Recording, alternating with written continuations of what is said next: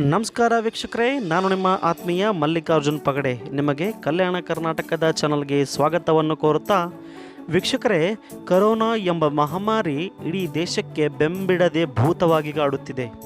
ದಿನಗಳು ಕಳೆದಂತೆ ಸೋಂಕಿತರ ಸಂಖ್ಯೆ ಹೆಚ್ಚುತ್ತಲೇ ಇದೆ. ಇಂತಹ ಕಠಿಣ ಸಮಯದಲ್ಲಿ ಮುಸ್ಲಿಮರಿಗೆ ಪವಿತ್ರ ತಿಂಗಳಾದ ರಂಜಾನ್ ಪ್ರಾರಂಭವಾಗಿದೆ. ಇಂತಹ ಪವಿತ್ರ ಮಾಸದಲ್ಲಿ ಸಂಪೂರ್ಣ ಭಾರತ ಸರ್ಕಾರದ ಆದೇಶದಂತೆ ರಂಜಾನ್ ತಿಂಗಳು ಮನೆಯಲ್ಲೇ ಕಳೆಯುವ ಅನಿವಾರ್ಯತೆ ಬಂದೊದಗಿದೆ.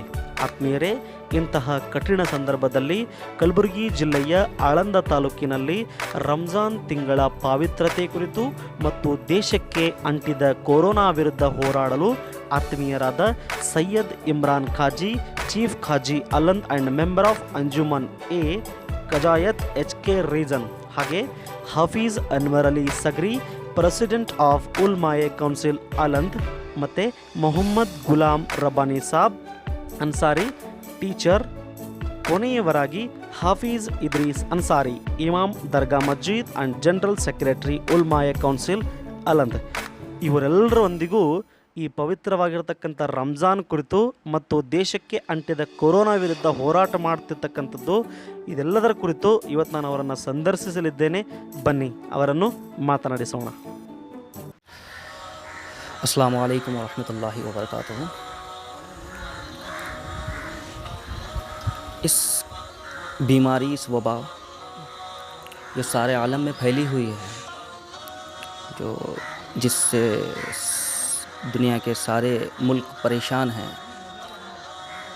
इसी वक्त पर हमारी रमज़ान की आमद होना, मैं अपने ईमान की तरफ से या फिर मैं अपने जोश की तरफ से या फिर मेरी सोच की तरफ से ये अल्लाह की तरफ से एक नेमत भी मान सकता हूँ या फिर अल्लाह की तरफ से एक अज़ाब भी हो सकता है।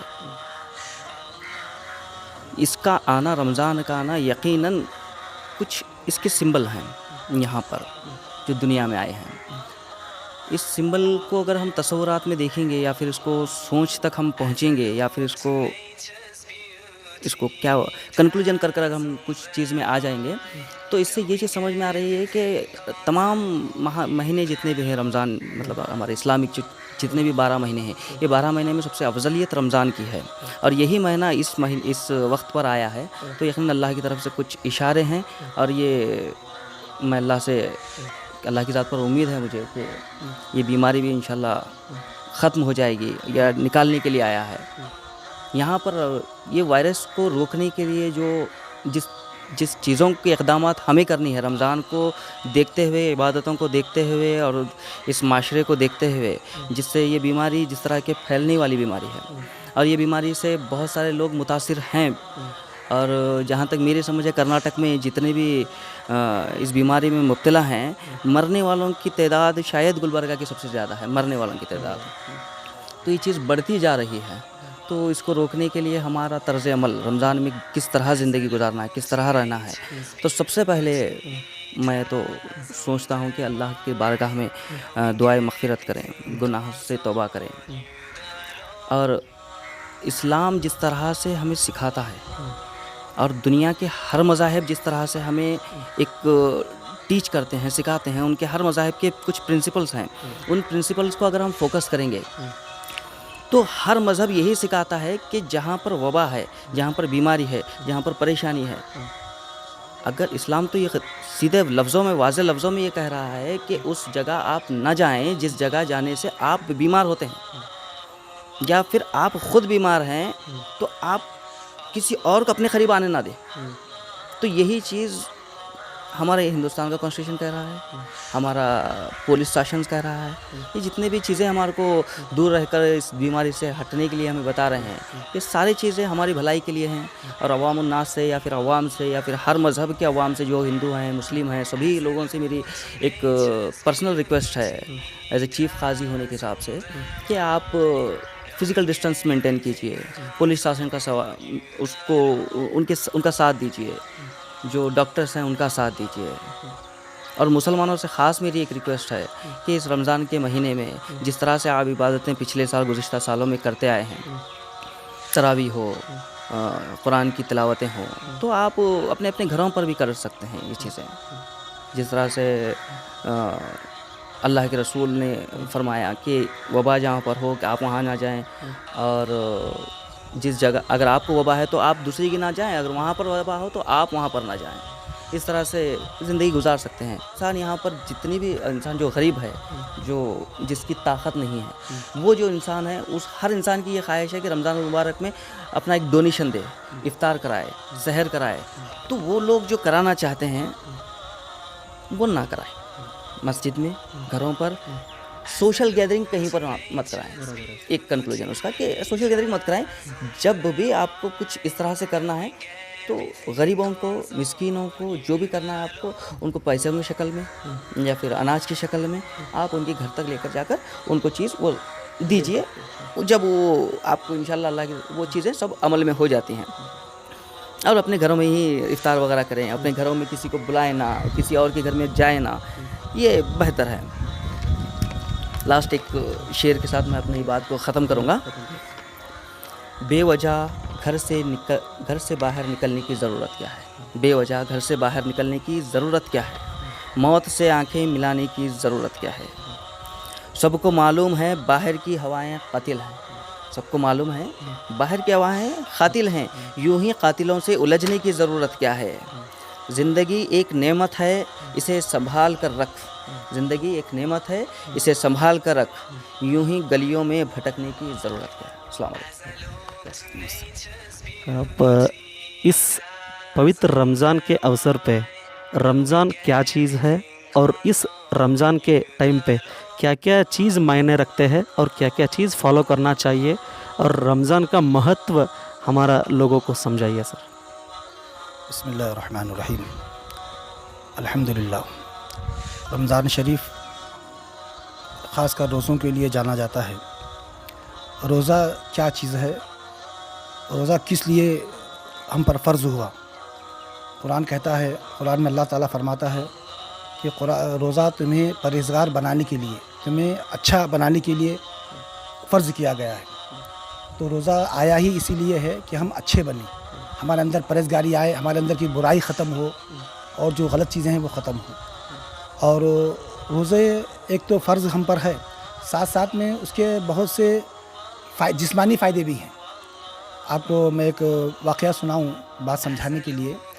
नोबल इनाम मिला एक शख्स जिसने कैंसर की खोज की थी, कैंसर के इलाज की खोज की थी, उसको नोबल का इनाम मिला। तो उसका एक इंटरव्यू हुआ था कि साहब आपने क्या खोज की, आपने क्या दवा ढूंढ ली? तो उसने कहा कि दवा तो नहीं ढूंढा, लेकिन मैंने एक तरीक़ा ढूंढा है जिससे कैंसर नहीं होता। तो पूछा कि साहब क्या करना पड़ेगा कैंसर नहीं होने के लिए? तो उन्होंने कहा कि इंसान को 9 से 10 घंटे भूखे रहना। फिर पूछा, फिर क्वेश्चन हुआ कि कितने दिन भूखे रहना? तो उन्होंने कहा कि 20-25 दिन भूखे रहना। तो उनके इस इंटरव्यू से बात समझ में आती है कि रोज़ा एक सबसे बेहतरीन इलाज कैंसर के लिए, जो इंसान 10-12 घंटे, उसकी वजह ये बताई गई उसका ये कि इंसान जब 9-10 घंटे भूखा रहता है तो पूरे जिस्म का जो भी खाना है वो ख़त्म होता है। फिर जो सड़ी हुई चीज़ें रहती हैं, उसे जरासीम, बॉडी उसको खाना शुरू करती है। तो वो गंदी चीज़ों से ही इंसान को जो है कैंसर होने का ये रहता है। तो जब बॉडी उसको खा लेती है तो कैंसर के चांसेस बहुत ही कम हो जाते हैं। तो रोज़ा की एक ख़ासियत ये है, मैं तो कहता हूँ कि हर इंसान को भी इस कैंसर से बचने के लिए एक रोज़ा सबसे बेहतरीन इलाज है। और इस महीने में हम लोग जो है ज़कात निकालते हैं अपने माल में से। जो है अल्लाह ने हमें हुक्म दिया कि जो भी तुम्हारा माल है उसमें से 100 में से 2.5 रुपये गरीबों में बांटो। तो इस महीने में हम लोग ख़ास उसमें निकालते हैं। तो उन लोगों से मेरी जो गुजारिश है, जो लोग ज़कात निकालते हैं, कि आज का माहौल कोरोना वायरस का जो है बीमारी फैली है, तो इस वक्त हमें सबसे पहले उससे लड़ना है। तो उसके लिए है कि आप ज़कात अगर तकसीम करना है, अगर कोई चीज़ आप बांट भी रहे हैं तो सोशल फासला रखें, सोशल जो है डिस्टेंस रखें, ताकि बीमारी से भी बचे और आप अपना काम भी कर सकें। क्योंकि बहुत जगह हमने देखा, बहुत जगह ये चीज़ हमने न्यूज़ वगैरह में देखी कि लोग गरीबों में बांट रहे हैं लेकिन फासला नहीं है, एक दूसरे पर ऊपर जा रहे हैं, एक दूसरे को हाथ लगा रहे हैं। तो नेकी, अच्छा काम उसी वक्त हो सकता है जब बीमारी से बचकर किया जाए, साथ में गलत चीज़ ना हो। ये ख़ास मैं रिक्वेस्ट करूँगा हमारे तमाम लोगों से। और इस महीने में और जो है हम रोज़े रखते हैं, जैसा कि अभी हमारे काजी साहब ने भी बताया कि कोई भी ऐसा जो है काम ना करें, जैसे कि रोज़े में हम खाना बनाते हैं। ठीक है, एक अच्छा काम है, उसका हमें इनकार नहीं है, लेकिन इस वक्त सबसे बड़ा हमारे देश के लिए जो चैलेंज है वो कोरोना वायरस है। इस वक्त हमारे इस्लाम के लिए भी सबसे बड़ा अगर कोई दुश्मन है तो वो कोरोना वायरस है। तो सबसे पहले हमें कोरोना वायरस को हराना है, उसको ख़त्म करना है। उसके बाद तो ज़िंदगी है, हमेशा नेकी करना है, लोगों में तकसीम करना है, दावत करना है, खिलाना है, पिलाना है, ये तो हमेशा है। ज़िंदगी रहेगी तो करेंगे, अगर हम ज़िंदगी ही नहीं रहेंगे, हम जिंदा ही नहीं रहेंगे तो क्या कर पाएंगे। तो लिहाजा मेरी तमाम लोगों से, तमाम हमारे देश के तमाम वासियों से, हमारे हिंदू भाई, मुस्लिम और दिगर जो मज़हब के मानने वाले हैं, सबसे मैं जो है रिक्वेस्ट करता हूँ, उनसे गुजारिश करता हूँ कि वो जो भी हुकूमत के जो ऑर्डर हैं उनको पूरा फॉलो करें, क्योंकि ये ऑर्डर हमारी भलाई के लिए है, ये किसी को टेंशन देने के लिए नहीं है, सबकी भलाई के लिए है। लिहाजा हमारा कर्तव्य बनता है, हमारा फ़र्ज़ बनता है कि हम इसको फॉलो करें और इस कोरोना वायरस को हराएं और जो है इस देश को हम सुखी रखें। यही मेरी आपसे गुजारिश है और मैं इस पर अपनी बात ख़त्म करता हूँ। अस्सलामु अलैकुम रहमतुल्लाहि वबरकातुहू। ಅದೇ ರೀತಿಯಾಗಿ ಇನ್ನೋರ್ವ ವ್ಯಕ್ತಿ ನಮ್ಮೊಂದಿಗಿದ್ದಾರೆ, ಮೊಹಮ್ಮದ್ ಗುಲಾಬ್ ರಬ್ಬಾನಿ ಸಾಬ್ ಅನ್ಸಾರಿ ಅವರು. ಇವರು ಟೀಚರ್ ವೃತ್ತಿಯನ್ನು ಮಾಡ್ಕೊಂಡು ಬಂದಿರತಕ್ಕಂಥವ್ರು. ಇವರು ಕೂಡ ಈ ಒಂದು ಪವಿತ್ರ ರಂಜಾನ್ನಲ್ಲಿ ಯಾವ ರೀತಿ ವರ್ತನೆಯನ್ನು ಮಾಡಬೇಕು ಅನ್ನೋದನ್ನು ಮಾತನಾಡಲಿದ್ದಾರೆ. ಬನ್ನಿ ಅವರನ್ನು ಮಾತನಾಡಿಸೋಣ. ಸರ್ ನಮಸ್ತೆ. सर, इस रमज़ान का सुनहरे अवसर पर और कोरोना का एक बहुत ही बड़ी ये चल रहा है, तो इस समय पे सरकार ने बहुत सारे रूल्स लागू किया है. तो कोई मान रहे, उसमें सब लोग मान रहे, लेकिन कोई कोई नहीं मान रहे. वो हर मज़हब में ऐसा होता है कभी कभी. तो ना मानने वाले लोगों के लिए आप क्या मशवरा देना चाहते हैं? सबसे पहले तो मैं तमाम ही देशवासियों को इस पवित्र महीने रमज़ान की मुबारकबाद पेश करता हूँ. ये बहुत ही ज़्यादा पवित्र महीना है. जैसा कि आप जानते हैं कि इस मुक़द्दस महीने में भी हम लोग कोरोना वायरस जैसे एक गंभीर वायरस से लड़ रहे हैं. आज आप जानते हैं कि पूरी दुनिया को इस वायरस से त्रास है, सारी दुनिया इस वायरस से परेशान है. आज देखा जाए दुनिया के तो बड़े बड़े तीर्थ स्थल, बड़े बड़े पवित्र स्थान इस वायरस की चपेट में आने की वजह से बंद कर दिए गए हैं. हमारे यहाँ मक्का मुकर्रमा बंद कर दिया गया, मदीना शरीफ बंद कर दिया गया, वैकेटेंट सिटी बंद कर दिया गया है. और यहाँ पर भी तिरुपति बालाजी का मंदिर और भी दूसरे पवित्र स्थान हैं वो बंद कर दिए गए. क्यों? इसलिए कि कोई भी देश या कोई भी सरकार ये नहीं चाहती कि उनके लोगों को किसी तरह का कोई नुकसान पहुँचे. आज जो गवर्नमेंट हमारे लिए गाइडलाइंस दे रही है कि आप लोग अपने घरों में रहो या आप लोग अपने घर में रह के इबादत करो और किसी एक दूसरे से मिलो मत और सोशल डिस्टेंसिंग आपस में बरकरार रखो, ये कहने का मकसद व मंशा ये है कि किसी तरह से इस बीमारी पर काबू पा लिया जाए. अगर हम इन चीज़ों को अगर हम मेंटेन नहीं करते हैं, सोशल डिस्टेंसिंग मेंटेन नहीं करते हैं, तो यकीन जानिएगा इस बीमारी से बहुत ज़्यादा नुकसानात हमारे सामने आ सकते हैं. यकीन जानिए ये बीमारी इतनी ख़तरनाक है कि अगर कोई ज़ईफ़ उम्र का ओल्ड एज आदमी या कोई बच्चा अगर इस थोड़ा सा भी संपर्क में आता है, कोरोना वायरस के मरीज़ के पेशेंट के थोड़ा सा भी संपर्क में आता है, तो फिर उसे भी वो रोग हो सकता है. तो इसके लिए हुकूमत चाहती है कि आप लोग अपने घरों में रहो, इबादत जो करनी है घरों में रहो, प्रार्थना जो करनी है घरों में रहो. तो आजकल देखा जाता है कि कुछ लोग इन चीज़ों को मानते हैं, कुछ लोग नहीं मानते. ऐसा नहीं है कि कोई एक धर्म विशेष के लोग मान रहे या नहीं मान रहे, ऐसी कोई बात नहीं है. देखने में आता है कि हर एक में होता है कि कुछ समझदार होते हैं और कुछ ना समझे होते हैं. जो ना समझदार लोग होते हैं वो बाहर निकल के आ जाते हैं. तो उनसे मेरी ये गुजारिश है कि भाई अपने अपने घरों में रहो और अल्लाह के लिए अपनी जान पर और अपने घर वालों की जान पे एहसान करो. घर में रह के घर में ही प्रार्थना करो, घर में ही इबादत करो. जैसा कि मुक़द्दस महीना रमज़ान का महीना है, उलमाए काउंसिल की तरफ से और हुकूमत की तरफ से भी ये कहा गया है कि आप लोग अपने घरों में रह के इबादत करो, आप अपने घरों में रह के जो भी प्रार्थना करना है करो. इसलिए कि कहीं ये आपकी नासमझी या आपके भोलापन या आपकी गैर ज़िम्मेदारी की वजह से ये कहीं हमारे इस खूबसूरत देश को पूरी तरह से तहस नहस ना कर दे. इसलिए हुकूमत की बातों पर अमल पैरा हो जाइए।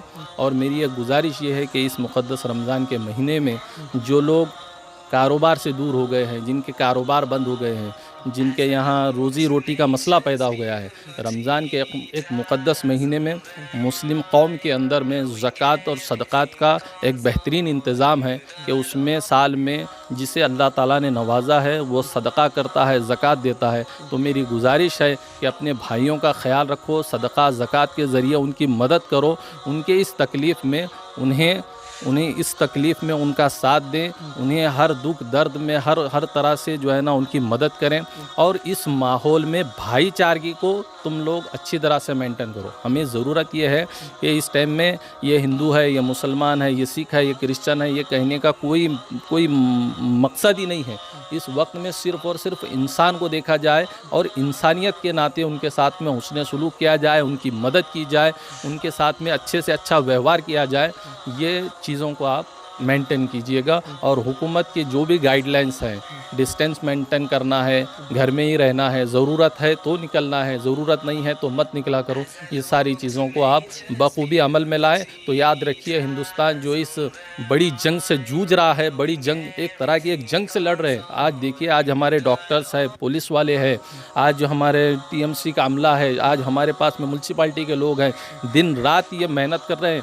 ये लोग जो आपको पुलिस वाले नज़र आते हैं, डॉक्टर नज़र आते हैं, ये सिर्फ डॉक्टर, पुलिस वाले या फिर कोई सफाई कर्मचारी नहीं, आज के देश में ये हमारे देश के रक्षक हैं। ये आज की डेट में हमारी ये देश के ये लोग सिपाही हैं। आज हमें इनका साथ देना है और इनके साथ इनके हर चीज़ को इनके हर काम को हमें आगे बढ़कर इसे बचाना है और अपने देश को फिर एक बार से खूबसूरत हिंदुस्तान बनाना है। इतना कह के मैं अपनी बात ख़त्म करता हूँ। सर, एक कोरोना का वायरस पूरा विश्व में फैला है, ये तो आपको मालूम है, लेकिन इस पवित्र रमज़ान महीने में क्या क्या पालन नहीं करना है ये सब कुछ हो गया। लेकिन इस टाइम पे भी कोई लोग है पॉलिटिक्स कर रहा है, मतलब कोई लड़ रहा है मंदिर के लिए, कोई लड़ रहा है मस्जिद के लिए, कोई लड़ रहा है चर्च के लिए। तो इस समय किस चीज़ का ज़रूरत है? क्या मंदिर का ज़रूरत है? क्या मस्जिद का ज़रूरत है? क्या चर्च का ज़रूरत है? क्या इंसानियत का ज़रूरत है? तो इस चीज़ पे आप क्या संदेश देना चाहता है? अस्सलामु अलैकुम वरहमतुल्लाहि वबरकातुहू। जिस तरह चैनल के ज़रिए बताया गया सवाल कि मस्जिद, मंदिर और गुरुद्वारा और इसके अलावा और इबादतें इस वक्त ये अपनी जगह पे कायम हैं। बेहतर ये है कि इंसानियत का साथ दिया जाए। इसीलिए ये कोरोना वायरस के लड़ने के लिए समझिए कि आज रमज़ान मुबारक के इस मुक़द्दस महीने में और इस वबा के साथ किस तरह हमें तर्ज़ रमज़ान और इसकी फ़जीलत को बखूबी निभाना और गुजारना है। ये अल्लाह की जानिब से एक आज़माइश या हमारे गुनाहों की सज़ा हो सकती है। लिहाजा हमें सबसे पहले इस गुनाहों से तौबा करना, इस्तिग़फ़ार करना और बारगाह इलाही में गिड़गिड़ा कर दुआ करना, मग़फ़िरत करना है। और ये हमारे लिए एक नेमत ही होगी कि अल्लाह ने हमें अपने घरों को मस्जिद बनाने का, जैसा कि हुज़ूर सल्लल्लाहु अलैहि वसल्लम के मुक़द्दस ज़माने में सुन्नत और नवाफिल मस्जिद के बजाय घरों में पढ़ना अफजल माना गया है। मस्जिदें बंद नहीं की गईं बल्कि हर घर को मस्जिद बनाने के लिए कहा गया है। लिहाजा तमाम बिरादरान इस्लाम से मैं गुजारिश करता हूँ कि वो अपने घर में अपने बीवी बच्चों के साथ रोज़ा इफ्तार में शामिल रहें। अल्लाह ने तुम्हें अच्छा मौका दिया है, इस मौके को गंवाएं ना। बेहतर है कि बाहर फिरने से ज़्यादा ये है कि आप अपने घर में रहें, इफ्तारी अपने बच्चों के साथ करें। ವೀಕ್ಷಕರೇ, ನೋಡಿದ್ರಲ್ಲ, 4 ಜನ ಎಷ್ಟೊಂದು ಅದ್ಭುತವಾಗಿ ರಂಜಾನ್ನ ಕುರಿತು, ಇಸ್ಲಾಂನ ಕುರಿತು ಮತ್ತು ದೇಶಕ್ಕೆ ಬಂದೊದಗಿದ ಕರೋನಾ ವಿರುದ್ಧ ಯಾವ ರೀತಿಯಾಗಿ ನಾವು ಹೋರಾಟವನ್ನು ಮಾಡಬೇಕು, ಅದೇ ರೀತಿಯಾಗಿ ಸರ್ಕಾರದ ಜೊತೆಗೆ ಯಾವ ರೀತಿ ನಾವು ಕೈಯನ್ನು ಜೋಡಿಸಬೇಕು ಅನ್ನೋದನ್ನು ಭಾಳಷ್ಟು ಸ್ಪಷ್ಟವಾಗಿ ಹೇಳಿರ್ತಕ್ಕಂಥದ್ದು. ವೀಕ್ಷಕರೇ, ಅದೇ ರೀತಿಯಾಗಿ ಸಂಪೂರ್ಣ ವಿಶ್ವದ ಮುಸಲ್ಮಾನರಿಗೆ ಮತ್ತು ಈ ಭಾರತ ದೇಶದ ಮುಸಲ್ಮಾನರಿಗೆ ನಾನು ಈ ಪವಿತ್ರ ತಿಂಗಳಾದ ರಂಜಾನ್ ಶುಭಾಶಯಗಳನ್ನು ಹೇಳುತ್ತಾ ಕ್ಯಾಮ್ರಾಮನ್ ಲಕ್ಷ್ಮೀಪುತ್ರ ಜೊತೆ ಮಲ್ಲಿಕಾರ್ಜುನ್ ಪಗಡೆ, ಕಲ್ಯಾಣ ಕರ್ನಾಟಕ ನ್ಯೂಸ್. घर में रहिए और सुरक्षित रहिए. घर में रहिए और सुरक्षित रहिए. ಧನ್ಯವಾದ ಸರ್.